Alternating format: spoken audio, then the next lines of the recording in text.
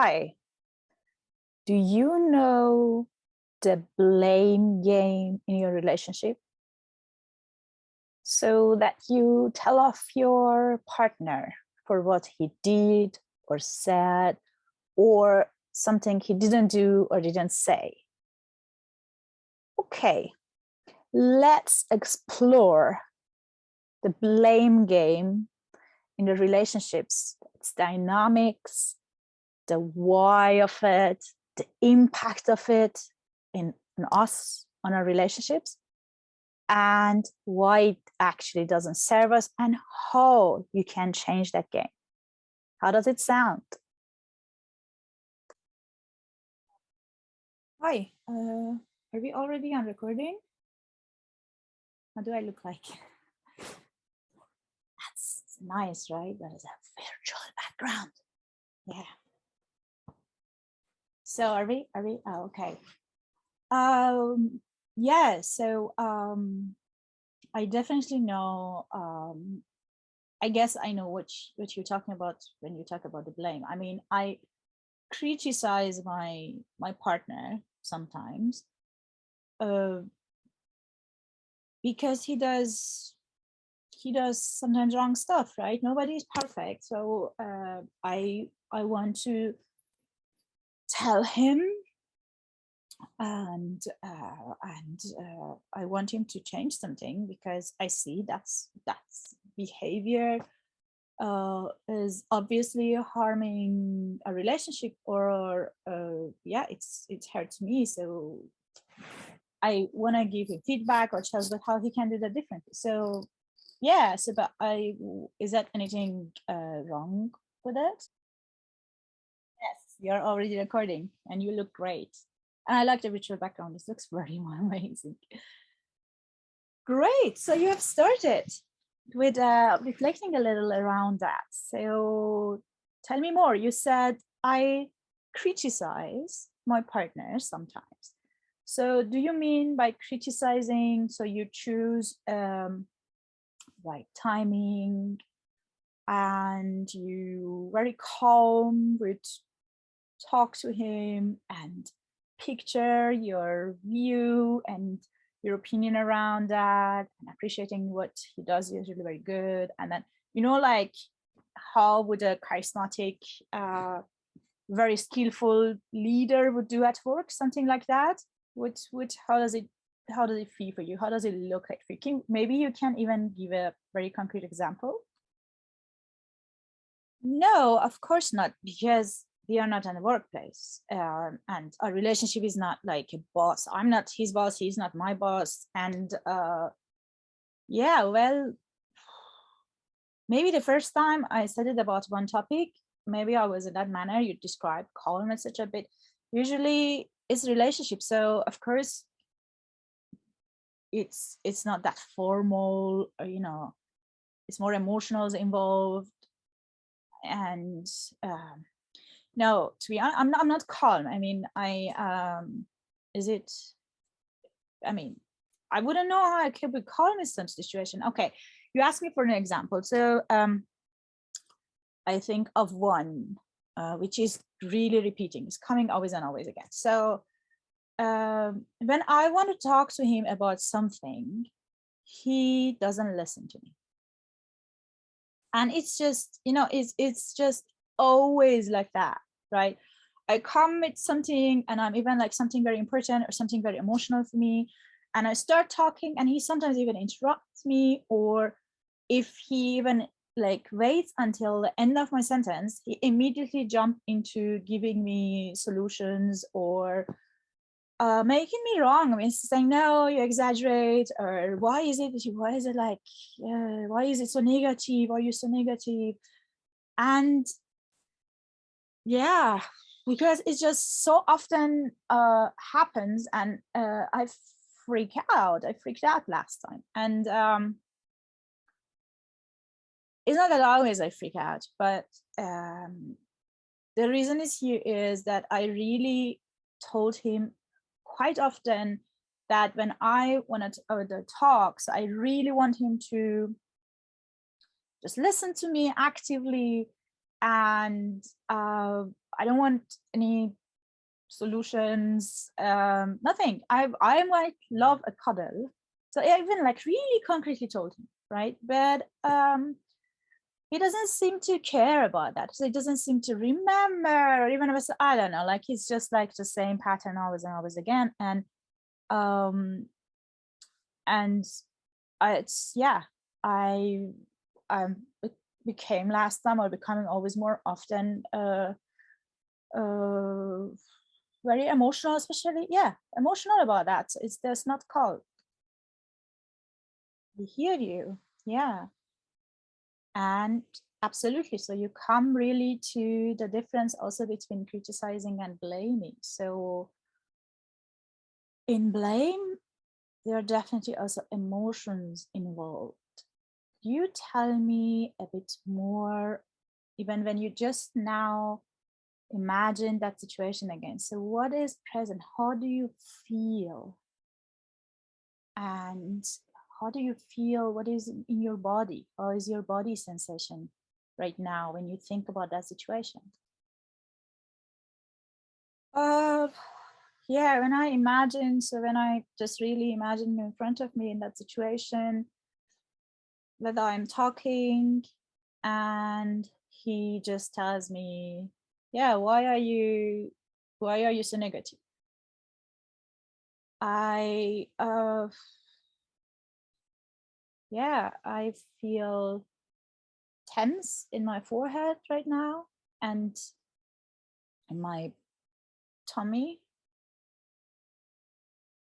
Yeah, when I even described the situation, I felt like I have a higher pulse. Uh, and yeah, I guess my shoulders is also very tight, so it's very hard. And how do I feel?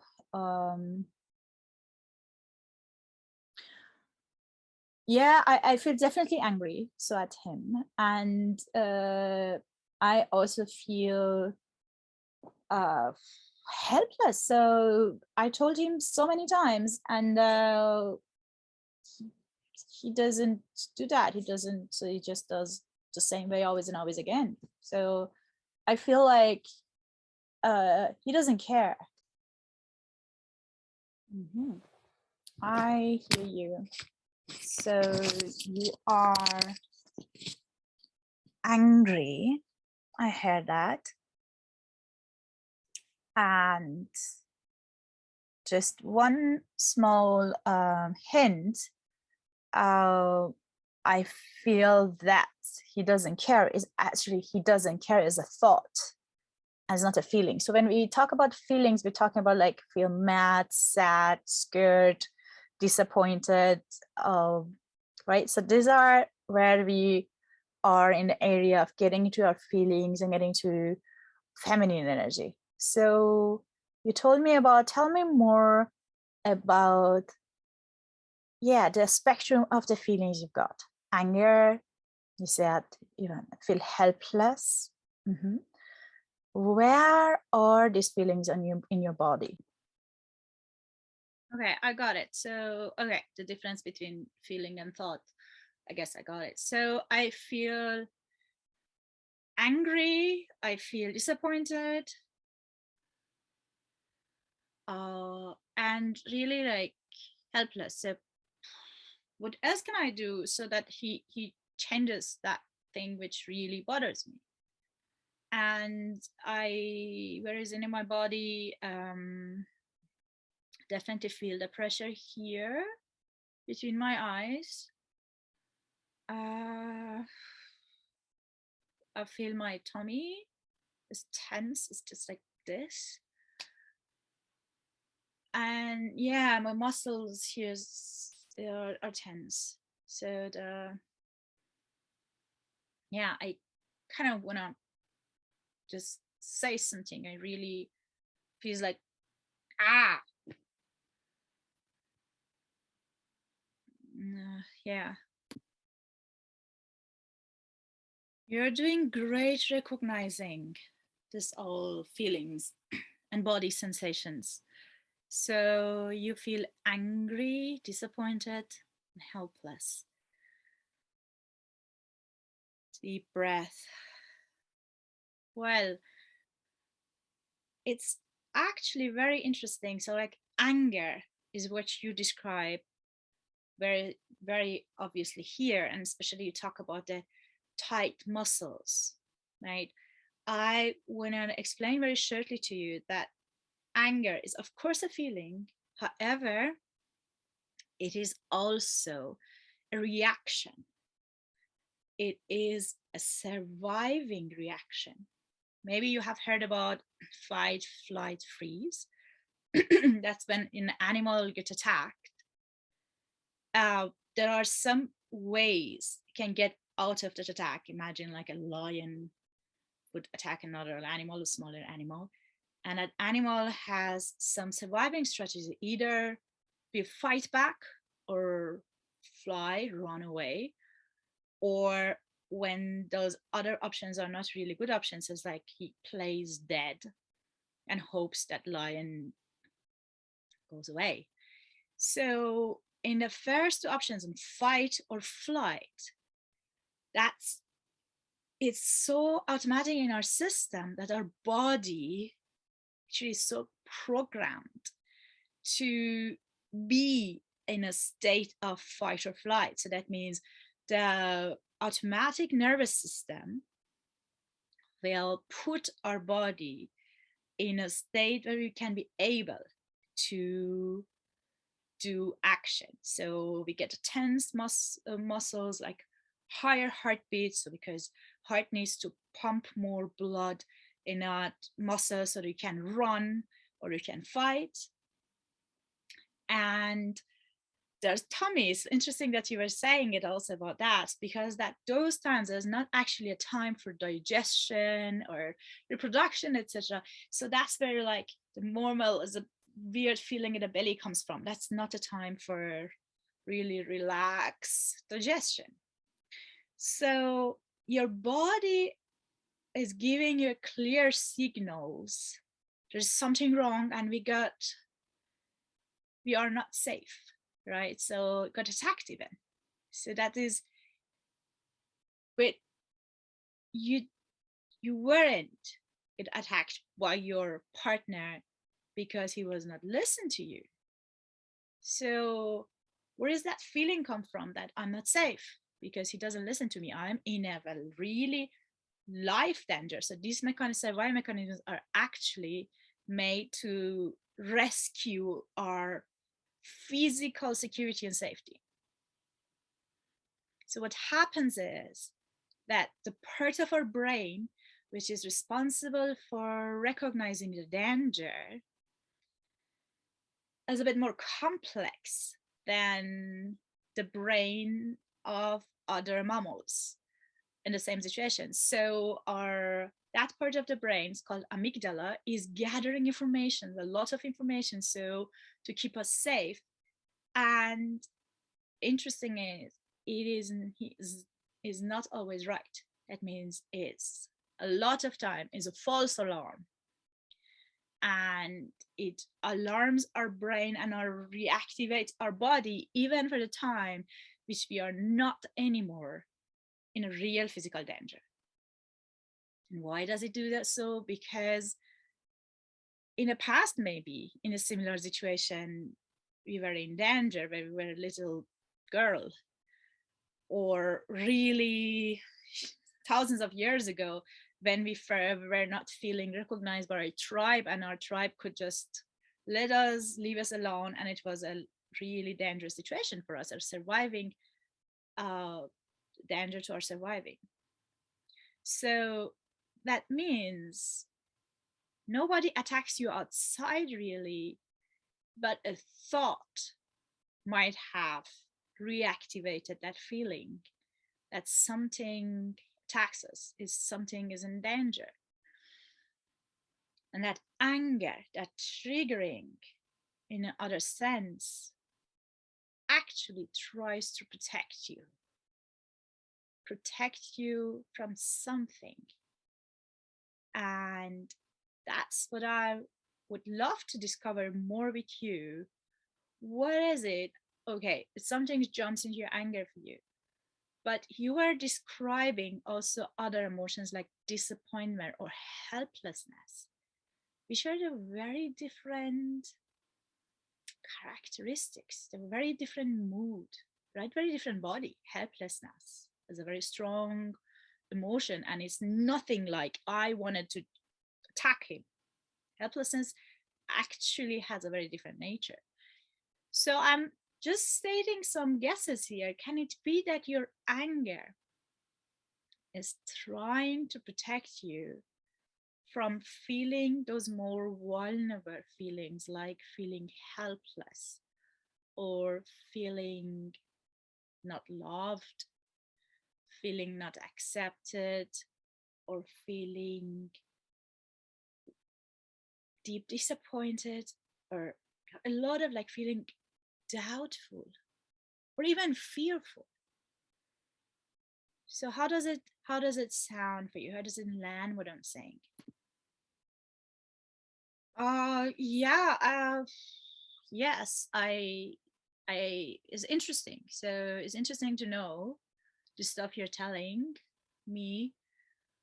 Oh, I was one, but so actually what I hear is that's important. This that I get that listening, right? So it's even more important, as you say. It's like it seems like that's very important for me to be listened to. So or that other people or he listens to me. So uh, I don't know what it has it to do with how I can or what he can do differently. So I would say even more I need to tell him, look, so this is so important, is even triggers me as you described to some serious things, and I need to receive that listening from you so that I don't feel this way, right? Did I get it correct? Well, it's interesting that how you framed it, what I said. I want to bring your attention to the fact that your focus is on him, is outside, right? I didn't say those needs to be necessarily met by him. And I wouldn't also say, no, you don't need a man, so you just do it everything by yourself. Okay, let me explain a little more. So we talked already about masculine and feminine energy, remember? So we just use that model in this context as a model for calling just some qualities in us in general, human beings, doesn't matter man or woman. So we call those qualities in us, such as logical thinking, thinking in general, giving, doing, being in action, linear way of thinking, planning, and goal setting, etc. So these qualities in us, let us call it masculine energy qualities. Okay. While we call just being, pleasure, receiving, playfulness, flow, and feeling as feminine energy qualities. Okay. All right. So in this model, if you think in this model, what do you think blame, like criticizing with anger? So we just, in which, what is the energy of it? What would you say? So it's definitely not feminine energy. So it's masculine energy. Almost. So in that model, which I described to you, the feminine and masculine energy, I was talking about an empowered, healthy feminine and masculine energy. There's something a newborn is with that. A child has both of them. But once something goes wrong in our childhood or in our adolescence time, and we need to use a surviving strategy, or we make a decision for our life that they need to protect ourselves in this way or another, consciously or subconsciously. This is something comes to the, this is, maybe you heard about this name, shadows. So it's not that they are wrong, but they used to be our survival mechanisms, and as a child, as an adolescent. And in that model, we can call them wounded or shadow masculine and feminine energy. So there are some characteristics which are wounded forms of these energies. So blame is a wounded masculine energy if we are just using it as attack, so what you were describing, then you freaked out and you told him off. So this is wanted to control him, right? So actually it's a form of control when you want him to change his behavior and does it the way you want him to do. So it's a form of control. So this is the mood of wounded masculine energy. And if you, for example, do blaming behind his back, like victimizing, you don't tell him, but you tell all the friends, oh my God, and he does this and this, and I'm just, I'm the little girl here, I'm the victim. That is more the wounded feminine energy. Okay, I brought this model because at least for me, it was very helpful to understand the dynamics. And when we have to deal with that shadow stuff I'm talking about, the wounded, so these are going back in more in our history. So, and they need more awareness because some are like so automatic because it was repeated, it was a mechanism, it was a strategy, and you need to really becoming conscious of what's really happening. Is it really the case, or we have some glasses on our eyes to see that way?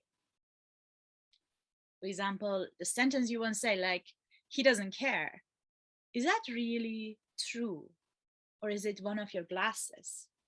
Do you actually say that only about him, or you even sometimes think somewhere else in your life, nobody cares about me, or my mom or my dad don't care about me? So these are like clues and hints.